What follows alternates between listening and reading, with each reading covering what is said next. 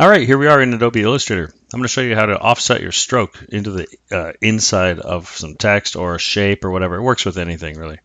First of all, since I do have a font here, see, I can still type on this. So I'm going to break that up by going up to Type and Create Outlines. Now it's not a font anymore. I can't change the type or anything, but I can control each letter now like a shape.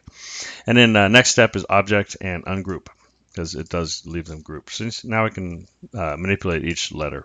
So I'm going to select them. I'm going to go up here to Object, Path, Offset Path.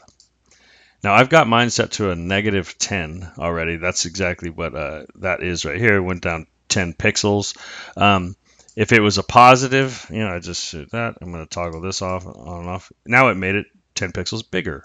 But it does it proportionally in a way that you won't be able to do by just simply making a font smaller and putting it on top. You've probably figured that out if you're here right now. That's what I'm trying to show you. So I'm going to go the negative way. Boom. And then I'm going to activate my stroke here. You see that? And I'm going to make it white.